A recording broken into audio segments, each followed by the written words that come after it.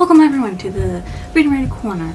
This is a non-spoiler review for The Lost City of Faar by DJ McHale, and I am your host, Liam. This is part of a series called Pendragon. I mean, it's like right there. And right there, it's like flat out everywhere. Now about the series. Bobby Pendragon thought he was an ordinary young teen that had a good life, played basketball, was great at playing basketball, crushed on the cutest girl ever until his Uncle Bryce changed his life one day. What made me read this book? It was the second book in the series, and I wanted to know more about Bobby's adventures. So the blurb. 14-year-old Bobby Pendragon is not like the other boys his age. His mission is nothing less than to save the universe from ultimate evil. And he's taking... Yeah, okay. So there's more blurb than what's on the back of this, so I'll read the other one in just a minute. Fresh from his first adventure on Denduron, Bobby finds himself in the territory of Chloral, a vast world that is uncovered entirely by water. Chloral is nearing a disaster of huge proportions. Can Bobby help rid the area of waters and locate the legendary lost land of Faar, which may hold the key to Chloral's survival? So, the bigger one is 14-year-old Bobby Pendragon is not like the other boys his age. His Uncle Bryce is a traveler, and as Bobby has learned, that means Uncle Bryce is responsible through his journeys for solving interdimensional conflict wherever he encounters it. His mission is nothing less than to save the universe from ultimate evil. And he's taking Bobby along for the ride. Fresh from his first adventure on Dendur, Bobby finds himself in the territory of Chloral, a vast world that is entirely covered by water. Chloral is nearing a disaster of huge proportions. Reading the journals Bobby sends home, his friends learn that the desperate citizens of the endangered floating cities on the brink of war. Can Bobby, suburban basketball star and all-around nice guy, help rid the area of murders and locate the legendary lost land of Faar, which may hold the key to Chloral's survival? My little non-blurb. Bobby is on another journey, but this time to the world of Chloral, a world that flooded with water a long time ago. This time, it is not so easy to find out what the turning point is in this world, or what Saint Dane has up his sleeves. The setup of new characters was given enough time for us to familiarize ourselves to their way of life and what was most important to them, and their motives became obvious over time, because it was a lot of setup time. I want to say like we're a good 100.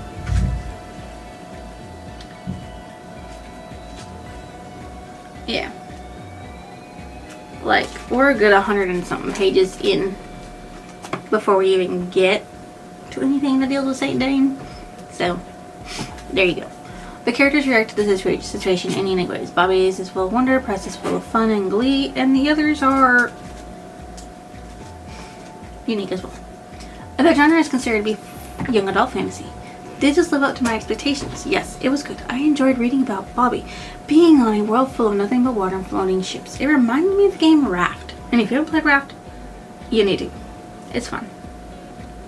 You're just on a raft and you have to build out and survive without dying, and you can build big monumental rafts for yourselves and you just float around.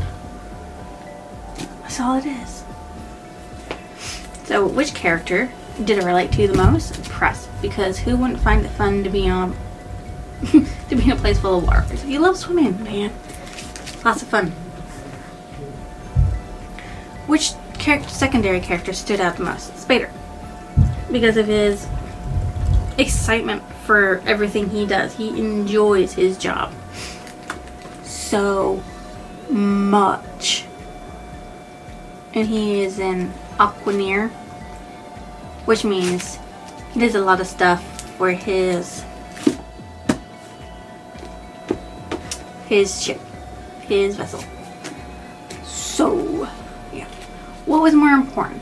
The characters or the plot? The characters during most of the book, and the plot in the last third of the book is where you really get to it. It had two voices. Two. And I think it always will. Not sure. Should you go and read the story/series? Yes, it is the second book in the series, and it is a fun adventure, and it is... I don't know, I think every adventure is going to be unique in its own way. Here are some lingo for this world. You have Grelion, a floating farm vessel. This vessel was one of the farms that fed all the people on their man-made floating vessels. Faar, the only city left on land. Technically, it was land underneath a dome, underneath water. It was raised up to above sea level. So, hey, land. Pangur City, the place where people live so they can attend schools for the learning trade they would have for life. Another vessel. Magoron, another vessel. The engineers, the mechanics of the vessels used to float along with anything that can be used to travel across water, as everything uses water to work. Batu, a species of people on Zadar. Lore turns out to be a Batu. Rokador is a species of people on Zadar. And the only reason I find out is because Bobby goes to Zadar to find Lore to help him explain what being a traveler means to Spader. The main characters, side characters, and important main characters are Robert Bobby Pendragon. He is 14-year-old from Second Earth Traveler.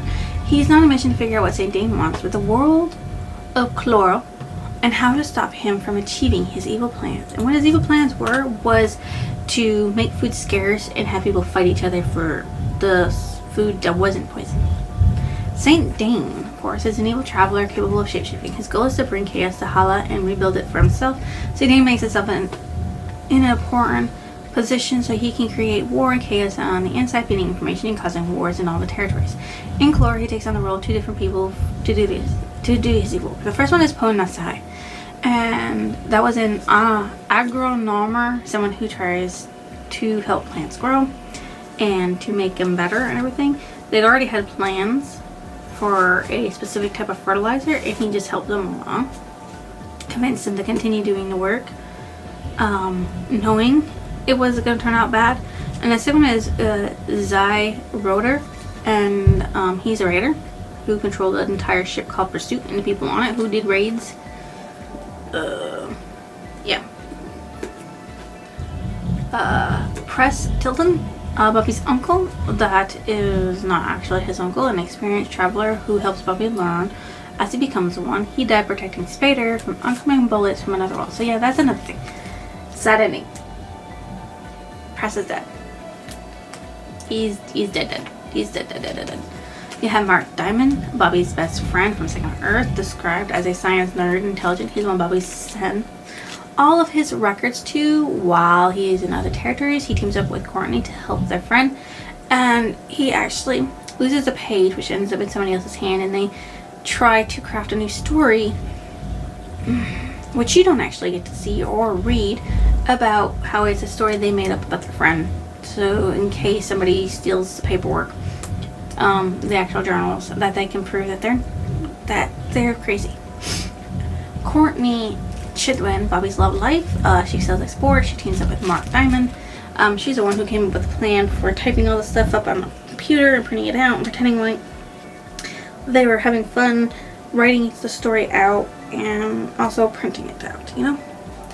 We have Lore, a traveler from Zadar. Lore travels to Dendera with her adopted mother. Also helps Dean. She actually helps. I don't know what that's there. The traveler from Zadar. She helps Bobby explain things to Spader in her home world after they watch her in a training exercise. She actually wins. Yay. Tai Manu, he is the agronomer that was an agronomer that worked with Podnasai without realizing he was being goaded into creating poisonous fertilizer that would create poisonous plants, which would kill people. Wu Yenza, the chief of the agronomer of the Grelion, and a very smart lady. Vo Spader, the new traveler of Chloral. He's targeting St. Dane with anger because St. Dane killed his father, the previous traveler of Chloral. Even if it was through an accident, it was still technically St. Dane's fault that he died. And the reason why Magoran actually collided with Grelion, it was all St. Dane's. Andy Mitchell, he got his hands on the 6th journal that Mitch dropped in the boys' bathroom because they didn't to scare them. He stole a lot of them and went to the police about it for $25,000. he was scammed by Courtney and Mark. Made him seem like he was just stealing their fictional work. And the officer was like, I want to read this because it's good fictional work. Kalalu, someone that knew Prez, Bobby, and Spader were going to show up in the city of Faar thanks to Spader's father, who was the previous traveler, and was deemed the tour guide for them to the place before the council. Tia Abador, head of the council of Faar, believed it was about time they rejoined their brothers above water. They're the ones that helped them grow their underwater farms and knew how to cure the poisonous plants to save everybody. There are several POVs within the story. Those are Bobby in the first person and Mitch in the third person, or it could be third. No, Mitch. It'd be Mitch because Courtney's second place. My favorite character was Spader because he loved his job and he was really like a big kid with his job. My most disliked character is, of course, St. Dane. He wanted to have the vessels war against each other as food became scarce. It was told in chronological order with appropriate language. The foreshadowing was shown twice with the two agronomers arguing, first in a bar and the second was on Magoran after it crashed into them. Then there were the raiders that St. Dane controlled and desired to find the lost city of Faar. The suspense was in 2 battles and a race. The title book meant exactly what it says. They find the lost city of Faar and bring it to the surface.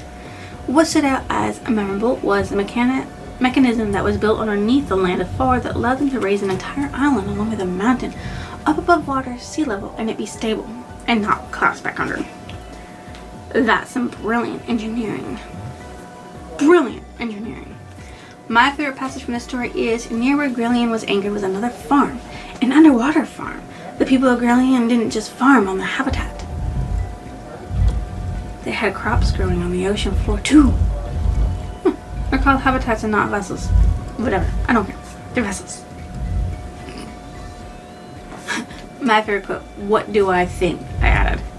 It might not be here. It might not be today, or even on this territory, but for the first time since I met you on Second Earth, I think that when this is all over, I'll be the one who's beaten you, because that is the way it's supposed to be. That's Bobby talking to St. Dane. Because he now knows in his guts that Bobby's meant to defeat St. Dane. Maybe not now, maybe not later, but he'll be the one to do it.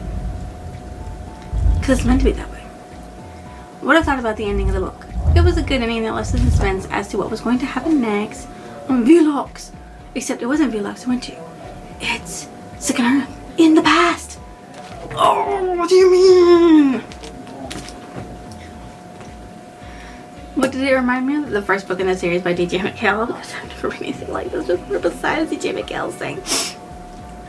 The book, as you know, is part of a series called Penguin, and the series has 10 books along with a companion.